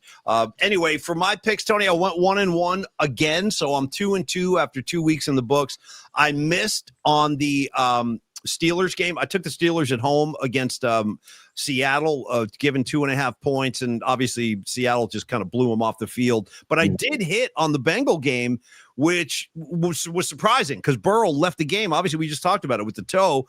He is going to have that surgery. He's going to miss 3 months, but the Bengals do get the win, 31-27. The spread was 3.5, so I just made it over the finish line by a half a point, but I'll take it. It's a win. It's a win. So 2-2 on the year. And what are your numbers after 2 weeks, Tony? I was 0-2 last week, and I won the Detroit game so far. So I'm 1-2. I'm hoping to get back to 500, be 2-2. But Paulie, you said you're 1-1 this weekend, and you went 1-1 last weekend. I kind of want to just call up the track by Hall & Oates and change the vocals to not 1-on-1, but 1-and-1. You know the Hall & Oates track, 1-on-1. I want to play that game tonight. 1-on-1, I know. Dude, so you're 1-and-1, not 1-on-1. So congratulations. Okay. Hey, 500 is 500, dude. It's like when you gamble, when you play blackjack, anytime the dealer is not taking your money away, it's a win.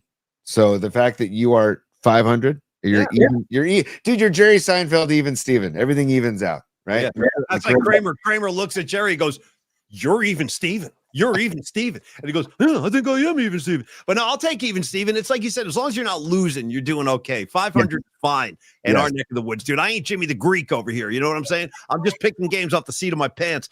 So from shout out Jimmy the Greek. Where is he now? You know, Irv Cross, bring him back, dude. Bring me some Irv Cross while you're at it, dude. Irv Cross was holding it down back in the day. Musburger, the whole lot of them. Tony. Oh, dude, Jimmy I can't believe you went Jimmy the Greek, dude. That's incredible. Wow, that's amazing. Well, he was like the original. He was like the original forecaster. He was picking games back in the 70s and 80s until his scandal. You won't see him no more. Jimmy the Greek. He said some way inappropriate stuff, dude, on camera. They had to boot his ass off the camera. All right, Tony. So from hot and sour to the studs and duds of the week. Look at him, dude. Look at him. That's why I had to share it, man. Just because He's got to be half in the bag right there, bro. He had to have a flask in that jacket pocket, dude. He old school as it gets, dude. Old school. Yeah. Oh God. Anyways, we can move on. I said to share for people who don't know who Jimmy the Greek was, or because he long time passed, right? I think we lost him a while ago. So, but Irv Cross, dude. And you know what I loved about Irv Cross, dude? He had the part in his hair. Because he had a nice, finely coiffed head of hair, but he had the part, and I wonder if that was like either combed in or shaved in. Because now kids shave all the lines in their heads, but I don't think Irv Cross did that back in the day. I think he parted his hair and had a beautiful. I'm gonna see if I can find a picture of that. I'm gonna find a picture of that before the day's over because that's always get that Irv. You always get like the Irv Cross report from the field. Let's go down to the field and check in with Irv Cross. And he's like, "Yeah, it's 10 degrees out here. The field is frozen." But he would always be down there doing like the pregame like field check and stuff. I missed Irv Cross. He was good. All right, Tony. I'm sorry. What do you got, T? I was saying Irv Cross is very good, and I was looking for a photo, but I can't find it. I'll find it before the. Oh, there it is. Oh, stand by. Okay, give me some Irv. Yeah. Is it? Oh, come on. Oh, yeah. There it is. All right. Give me 1 second. Give me 1 second, Pete. Humdinger 87 is saying it's called a hard part when you have a part like that, like Irv Cross. I need to see it to get refreshed a little bit. Go. Yeah. Very nice. Great memory. Good recall. Right. And there he is. Yeah. What a stud. Dude, you know what I mean? Give me Irv Cross. He's better than most of the guys on TV. Now, I'll take him over Tom Brady to dropping Patrick and Travis for every time he opens the mic. I'll take Irv Cross in a second over Tom Brady. And I like Tom Brady. I do. I don't like hate Brady or anything. I always liked the guy, but it was kind of getting on my nerves yesterday, all the first name buddy stuff. Oh, Patrick this, Patrick. Robot Centaur Sports Desk. I should probably do this. The Robot Centaur Sports Desk reporting JJ McCarthy out 2 to 4 weeks now. So not just this Sunday, out 2 to 4 weeks. So thank you, Robot Centaur, aka Fareed. Paulie, we got to move on to studs and duds, and then we got to show some picks, and then we can let people go on their way. Studs and duds, Paulie. I want you to do you want to do your dud first or your stud? You want to end? I'm going to do my dud first, then I'll do my stud, and I'll throw it over to you for your two picks of the week. But my dud of the week, to start on the negative tip, is the Joe Burrow turf toe injury. It's just a shame. I really like this kid. I think he is one of the upper echelon quarterbacks in the NFL, and he has never quite had the complete team around him. He did make it to that one Super Bowl. Rams got a really suspect holding call, if you remember, late in the fourth quarter, kind of allowed them to win that game. But so far, Joe Burrow, without a ring on his finger, and in my mind, he's as good as anybody out there in the league right now. So this really hurts. Sorry for your loss in fantasy, too. I mean, I'm sure this screwed up a lot of people's fantasy teams. And the word all year is that, the Bengals are going to win some games, but their defense is so suspect. Unbelievably, they've gotten off to a 2-0 start, but it's not a good diagnosis for Joe Burrow. He's going to have surgery, and he's going to miss at least 3 months, which is essentially the whole season. I mean, I guess you can hold out hope for some kind of miraculous return in the postseason if the Bengals can make it that far. We'll see. But I send my well wishes out to Joe Burrow. As I say, I am a fan. I think the NFL is in better shape when that kid is playing ball because he can do so much, and he's such a gutsy competitor. So get well, Joe Burrow. That is my dud of the week. Real bummer there to lose him for 3 months. There goes the Bengals.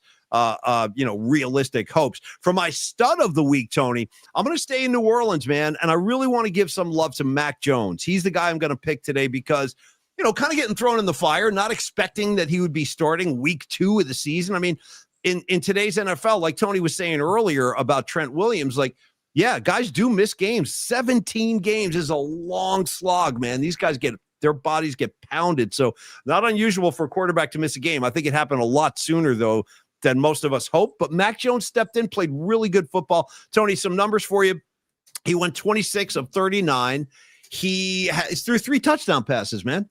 26 and 39, 3 TDs and 0 picks. Most importantly, 0 picks. So, I think that getting a sense and getting a feel for how his teammates feel about him, I had no idea that people. I heard this repeatedly yesterday after the game that apparently Mac Jones has a really good sense of humor, and I never would have guessed that. I put something in bookmarks actually of them walking on the field. And he's riffing with Kendrick Bourne. It sounds like the stuff we would do. Dude, they're walking down the tunnel. It's Mac Jones and Kendrick Bourne, and he goes to Kendrick Bourne. There's some guy, some like worker in the Superdome, is like leaning up against the wall, and they're passing this guy, and Mac Jones goes, yo, Kendrick, that guy looks like your brother. What, are you related to that guy? And Kendrick Bourne just starts howling with laughter. It was a really nice moment to see those guys that loose before. Yeah, give me a taste of this real quick. Look at this. Here we go. Yeah.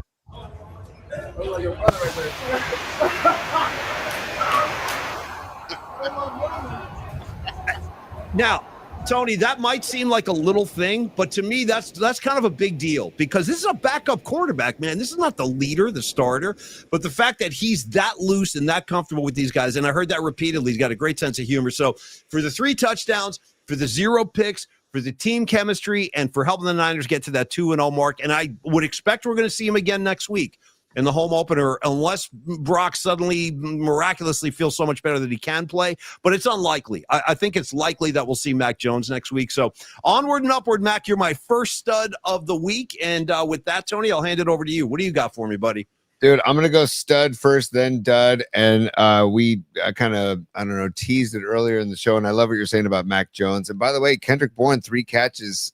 For that goes to show you there's a little connection between Jones and Kendrick Bourne from their New England days together. So that's cool. Nice. Also, I got to say, dude, Fred freaking Warner, dude, is my stud. The guy, I mean, I'm not going out on a limb here with this pick, but the guy is just he is the emotional leader of the team. He literally gives all of it.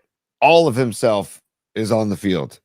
Every game he gives. I mean, he does not take a play off. The guy was in tears walking out off the field, looking at all the Niner faithful in the Superdome. Dude, he had 11 tackles yesterday? Let me just double. Yeah, 11 total, 7 solo tackles, 11 total tackles. And dude, the freaking punch out of Kamara, of the football out of the arms of Kamara, was huge. Yep. Huge. And that just goes to show you. I think Humdinger 87, aka Leah Phelps. I saw this in the chat earlier while we were talking about Warner earlier, that he's the heartbeat of the team, and I truly believe that. She's right on the money, and I totally agree. He's the heartbeat of the team. They go as the Niners go as Warner goes. He's the leader, and he's just a great role model, dude. Like, I talk to my kids about, you want to watch somebody and really just appreciate like work ethic and teamwork and camaraderie, watch Fred Warner.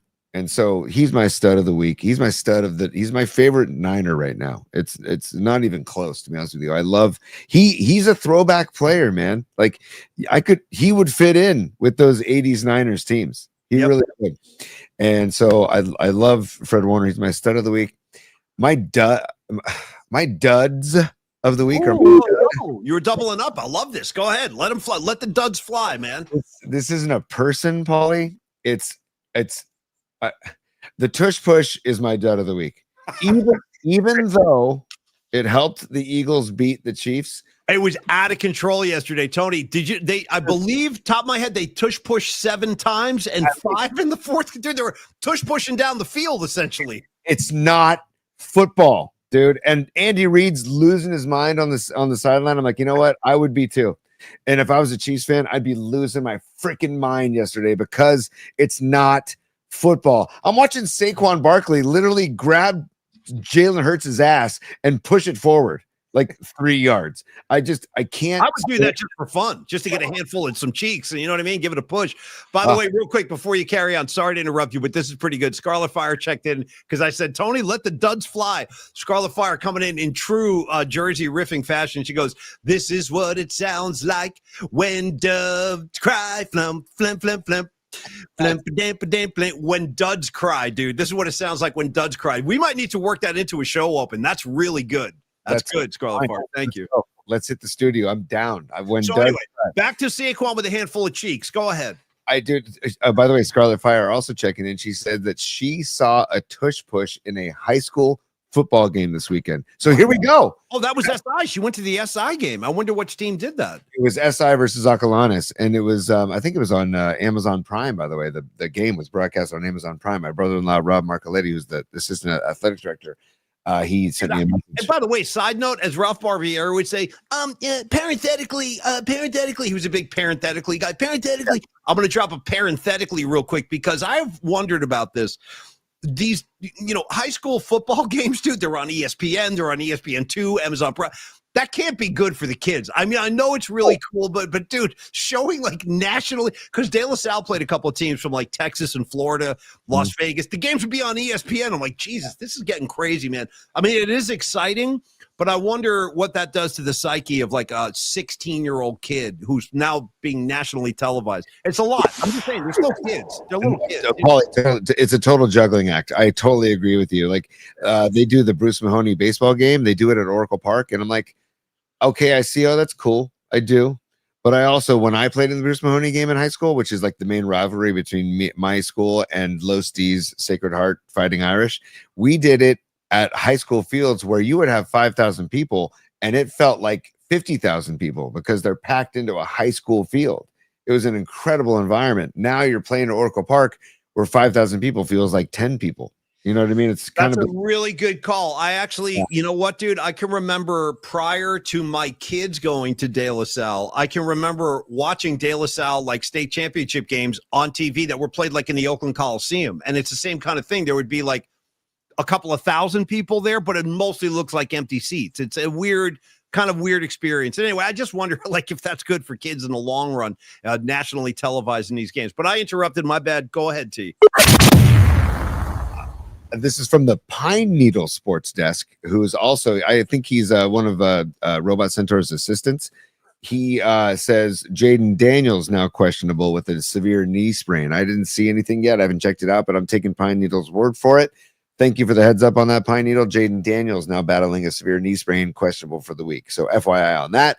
Paulie, but my Dud's first one is the tush push. Enough with the freaking tush push. It's not football. It should be outlawed. It should be banned. It should not be allowed in football, in my humble opinion. Yes, I understand that if the Eagles are doing that, everybody should do it. And Buffalo is an embarrassment when they try and run it. It's just they don't know how to do it. They don't. They don't know how to run it. Yeah, it's weird. That's the one thing I would say, Tony, about the tush push that really makes me scratch my head. It's like they do it to perfection. It's basically unstoppable, but other teams have tried to do it and they can't execute it. It's really odd to me that other teams are not successful with that. I think if teams did it as much as the Eagles do or worked on it as much as the Eagles do, they would get better at it. But it's not football, dude. It's like a rugby scrum. Yeah. It's like, what are we doing, man? And like you said, they almost did like half of a drive down the field, tush pushing. Yeah. It's like, I don't even laugh. No, it's a crazy visual. And I think there were 5 in the fourth quarter alone. But it's not fun to watch. Yeah. It's like, if we're going to turn the game into this nonsense, then what are we doing? It goes back to your mom's coolest t-shirt idea. What are we doing? So that's my first dud. And then Paulie, I'm jumping sports here. I didn't even ask your permission to do this, but another dud of the week, jumping sports. Dude, listen, I gotta call Crater Face on you. Get some Crater Face. You know the rules. Rules are there ain't no rules. That's it. You can do whatever you want, dude. You can bum duds, studs, whatever you want to do, man, from any walk of life, dude. You can have like the mailman be your stud if you want to. I got no objections. And what Robot Centaur also commented, Tony, the tush push is fun to watch when it's against the Chiefs. I agree. No, I got to agree with you there. I do. I had a twisted, sinister laugh about it when it was happening. So yes, I agree. But at the end of the day, if the Niners want to get another ring, they're gonna have to go through the tush push at some point. So get ready for the freaking tush push in maybe like an NFC playoff game or championship game. And I know I'm putting big hopes on the season, but they're gonna have to go through. Someone's gonna have to go through Philly to get to Levi's Stadium in February, and it's the tush push. Anyways, so back to my second duds. Paulie, nobody's gonna like this, but Logan Webb and Robbie Ray are my other duds. Yeah. Hey, when we needed them, the most when they're dude.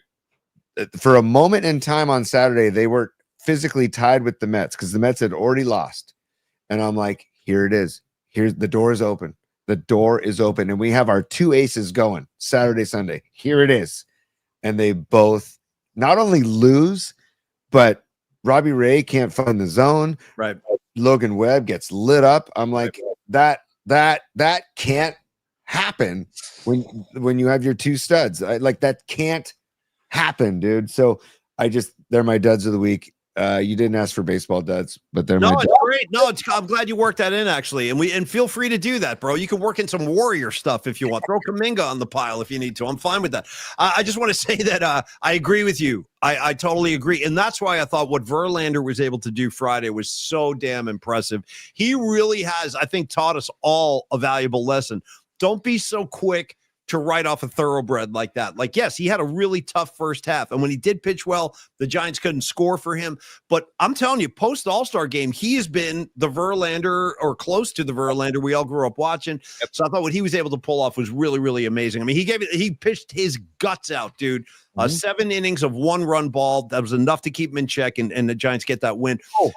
Murph's take on Robbie Ray, by the way, because he shared this with me up on Mount Tam over the weekend. He was like, dude, it's what he said. Murph is like, Robbie Ray's out of gas, flat out. It's simple. He's out of gas. Now, right. I can't. I think I see it too. Yeah. Logan Webb, on the other hand, I don't know what to make of that because you're right. We needed him to sack up on Saturday, and he couldn't do it. Yeah, no, agreed, man. And I agree with Murph too. Robbie Ray is out of gas. When he can't even go 5, you're out of gas. And the grunt has gotten even like louder. You know, he grunts on every fastball. I don't know. That would really, really annoy me. We had a kid in Little League this year who grunted every pitch, and I'm like, dude, again, what are we doing? Yeah. Like, anyways, a nice kid though. I will say, nice kid. Just on the field when he's pitching, he's trying to get in the kids' heads, and it worked. One more, it worked. One more Giants note, and then we can go to your stud. Oh no, you already did your stud, Fred Warner. My bad. I have a Giants note too. After your Giants note, I have a Giants note, and then we can wrap the show with some pictures. Okay, totally. So real quick, Karen Bell, always good to see you. She just posted something and said, like, she goes, I think we're done this year, and they might be. I got to be honest, I don't feel great about Kaiway Star tonight going into the desert with his 7-point whatever ERA. Bro, he's got an ERA over 7. Come on, what the hell?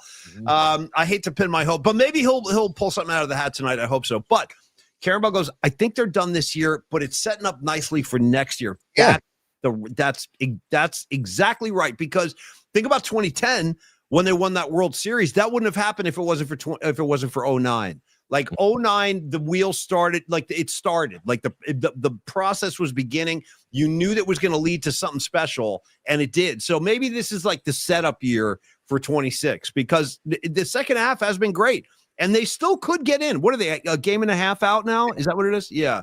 They have a game and a half. They have 4 down in LA later this week. I don't feel good about those, Tony. Now I don't feel good about going to LA. They just get. Do you know what did they score? 24 runs in 3 games, dude. Yeah. 24 freaking runs. That's a lot.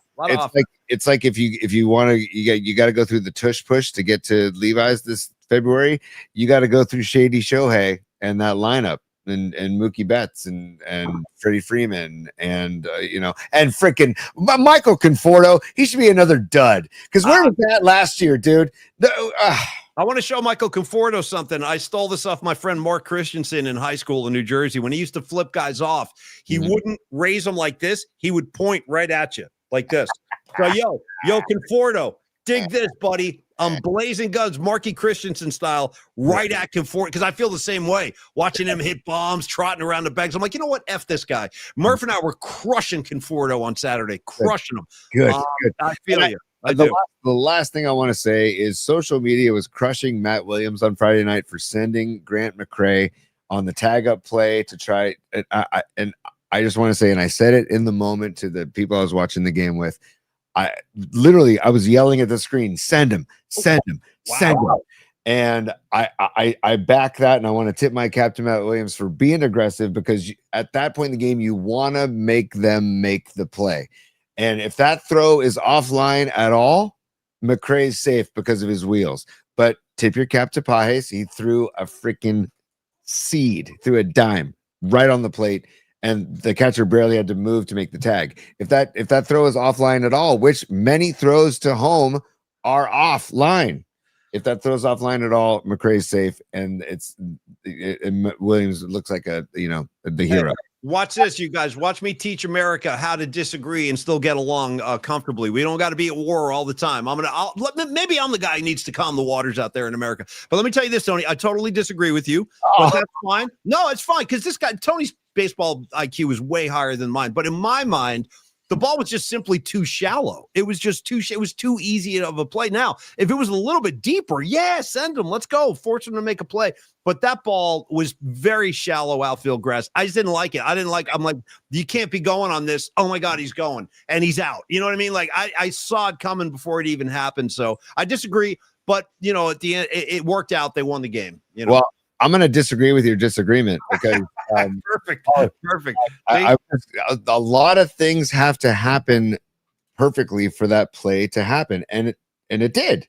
But the reason you put McCray in the game is because of his speed. That's all. Just give me a little bit deeper, bro. A little bit deeper. We go nuts. Run for the roses. Shout out Jerry Garcia. You know what I mean? And I love the send by Williams. And yes, Pages threw a dime. And you got to tip your cap, but make them make the play. And that's why you have McCray in there. It's to challenge them on plays like that. So all right. That's just me. Can I watch me break the tension with some comedy? This comes in from Stinking Badges, and it's a great question, Tony. He asked it a couple of minutes ago. You were like objecting to pitchers who grunt, and he goes, "How do we all feel in the PMP community about grunting during lovemaking?" I'm gonna go ahead and let you answer that one, Tony. Go ahead. How do you feel about grunting? Maybe you are a grunter. I don't know. I've never been in the room. You know what I mean? I don't know what goes on. How do you feel about that made me laugh. What do you think about grunting during lovemaking, Tony? Give me all your thoughts. I have no idea how to respond to that, dude. Yeah. Oh, yeah, hold on. Here we go. Oh, no. Yeah, it's a little bit too risque, a little too personal. Stevie B, me too, bro. Lovemaking is a golden comedic phrase, dude. How about when lovemaking? Do we incorporate that into lovemaking? All right. Anyway, I thought I'd ask. Folly, how was your night last night? Well, great. We had date night, we had dinner, and then we made love. Yeah. We made love for hours, actually, out multiple times. Yeah. All right, Tony, let us do a couple of mailbag pictures, and then we'll go send everybody into the lunch break. We're starting to get into the extra innings here. It is extra innings, and this is my bad. So I'll do 20 push-ups after the show for this because two supers have been sitting there for a while. Okay. From two super women, Scarlet Fire. I think what time she did this, like, I don't know, 40 minutes ago. I apologize, Scarlet Fire. She says, Tony, I was on that trail, the Kalalau Trail on the Nepali coast of Kauai we were talking about earlier. She was on that trail for Hurricane Iniki. That must have been like, if you've been on this trail, if there's a hurricane on this trail, my God, I'm so glad that you're okay, Scarlet Fire. And thank you for the super. And of course you're on that trail. I'm not surprised at all. And then Patty from Napa checking in, Paulie. She says, I might have texted you, but I met Walsh's guitar tech. She was at the Sphere for the Eagles this weekend. And she says, it's now a thing. Just saying. I'm in recovery mode. Glad 49ers won. Glad we had PMP representation. So, she's talking about Joe Walsh's guitar tech for the Eagles, and now she's saying it's a thing. There's the vibes. There's vibes. Patty's been known to throw off that vibe, and people, I found, Tony, from experience, people do respond. As Mike Damone would say, that's the idea, right? You throw the vibe out there, and I found people do respond. And that includes Joe Walsh's guitar tech. Thank you, Patty, as always. And she sent a lot of great videos over the weekend. They look great. The Eagles sounded great, look great. Joe Walsh, the whole gang of them up there. Don Henley doing this thing, sounding great. What do you got there, T? Oh, these New Orleans pictures? Yeah, let's start. Roll them out. I just thought I'd go right to the mailbag before we wrap it up. Noemi, Catalina, she and Ray, and Corinne and Corinne's family were in New Orleans for the game, and she sent two different emails real quick. I just want to go through these. These are shots of just around town New Orleans. This is Frenchman Street, and I love that mural that she took a picture of. And just moving forward, there's the spotted cat, dude. There's my spot, the spotted freaking cat. Look at this place. I mean, it's tiny. It's tiny, and it's just a little corner of heaven in New Orleans on Frenchman Street. That's the spotted cat. Moving on. Now, I don't know where this. Oh, this might be DBA. This might be DBA, but I'm not sure where it is. But another great spot. Look at it, got trombone right there going. as you know, Paulie, everywhere in New Orleans, you just walk in, there's live music happening. You can get the feel. I always thought, Tony, if I ever played brass, I would like to play the trombone. I swear to God, I've always looked at that instrument. I'm like, I think I could do that. I would love to get slide that thing around. You know what I mean? Whoa, do all that. I think I could do it. Maybe I'll get a trombone someday. Anyway, keep it going, T. Looking good. Look at all the red, bro. It's a Niner invasion. Look at that. And I'm going to take you to a Trombone Shorty show next time he comes through town, by the way, just so you know, because he's from New Orleans and he's a badass trombone player. Well, don't forget, you and I saw him together. We've seen trombone. He opened for the Chili Peppers, remember? Yep. But I want to take you to a headlining show where he basically takes over the place for 2 hours. It's great. Yeah. Yes. No, his opening set was great. It was fun. Yeah. So keep moving on. This is the Ruby Slipper. They went to the Ruby Slipper for breakfast, dude. Nice. That's fantastic. Great spot. If you're ever in New Orleans, Ruby Slipper Cafe, fantastic spot. Oh yes, you never get into a biscuit. You're throwing a biscuit at me. I love a good biscuit. I got to say, yeah. Look at that. Damn. Yep. Yeah. And I can't tell where that is, but what's that on this? I don't know, but it looks cool. It looks like a cool room with the umbrellas on the ceiling. Go ahead. There you go. That is a New Orleans from Noemi, but this is also the Niner faithful. Look at these photos in New Orleans. Yeah. She just took pictures of Niners taking over New Orleans, and look at that right there. It's just a bunch of red, sea of red. Paul, look at this guy. Dude, look at the gold. Damn, bro. Okay, bling it out, baby. Bling it out. Yeah. And there they are. Hey, there they are. Looking good. Look at the red lipstick matches the red hat. That's a good look right there. Dude, and I love Ray's tinted windows, man. Look at this. Totally. He's got his whole rock star vibe going. I love it, man. Me too. And then lastly, Dom Peralta sent in some pics from Sound Summit that I wanted to check out, Paulie, because you and Murph were on the mountaintop of Mount Tam. First of all, there is the artwork. There's Sly Stone done by Dom Peralta and Peralta Arts and Co. That starts off the pics, but that's my house right there. I took that home from Sound Summit and I put it right near my vinyl, and I just got to find a proper home for it. I shot a picture. I'm like, look at how great that is, and thank you, Dom. Really, really generous of you, and I believe me, that thing will be appreciated very much. It already is. I wonder if he got one to Michael Nash. I hope he did, because Michael. I have one for Nash. It's in my possession. I'll get it to Nash. Yeah. And by the way, remember Peralta Arts and Co. These will be for sale on our website, on our merch page, on the YouTube page. If you click the links, there's a merch page that you can buy PMP merch, or you can buy Dom Peralta's artwork. So just FYI. And then here's a backstage. This is looking like backstage. It sounds something. Yeah. We've got. Let's see if I can play this video. I don't know if I can. Stand by. Nope, can't. All right, that's fine. Okay. That's right. I have to download it, so next time I can download. Maybe all good. But there's lots of some brass on the stage. That's a Sly Stone tribute. I can tell with the red and white. Yeah, Tony, they had 20 people on stage. It was insane. It was that was my favorite part of the whole show. Was the Sly Stone tribute. It was great. I mean, oh yeah, look at that. That's Taj Mahal sitting on the chair right there. The legendary Taj Mahal, who sat in with the Sly Stone people, the Sly Stone band. It was great. It was really, really a cool set. Look at that scene up there. Just incredible. And I can't tell. That might be always. That might be always. I know those two guys. That looks like Murph and Mac to me. Yeah. There we are at the stage. Yeah. I love it. So there you go. And Murph and Mac on stage, reunited, and on stage again with their notes. and I believe that's it. Maybe all good, man. Well, thank you for the flavor. Yeah. Oh, there's cake set up. Yeah, cake was really good too. What a great day. Just a magical day. It really is. Not to be too overly dramatic, but it is. It's a really beautiful experience.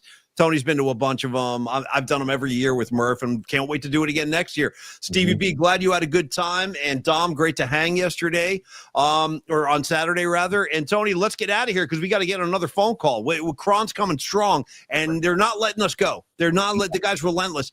So we got to hop on another meeting, you guys. We love you.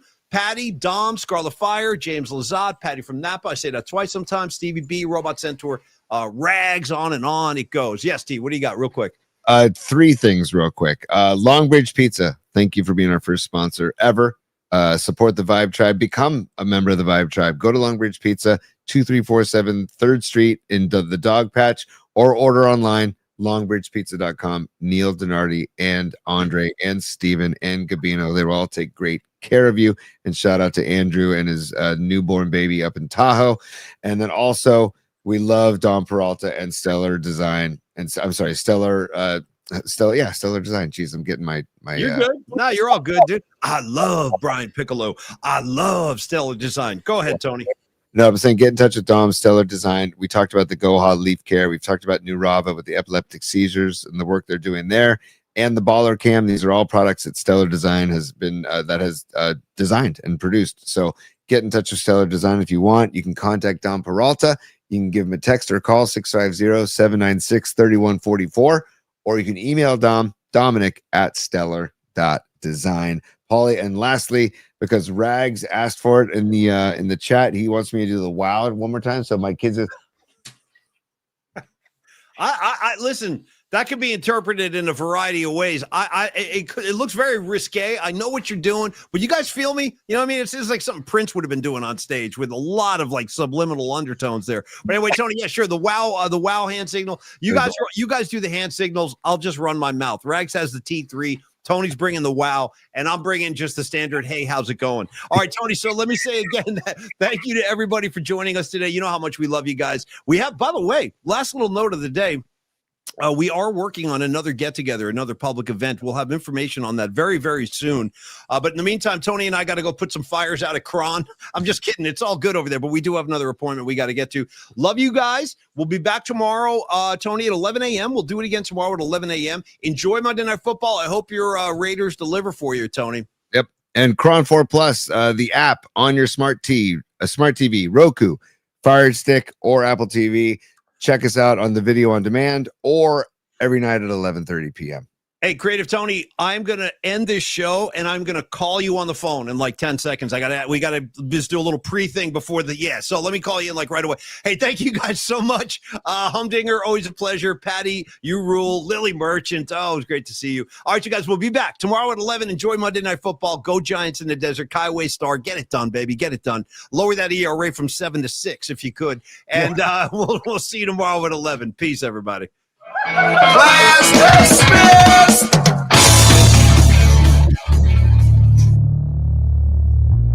11 a.m. tomorrow. Looking forward to it, everybody. Peace, y'all.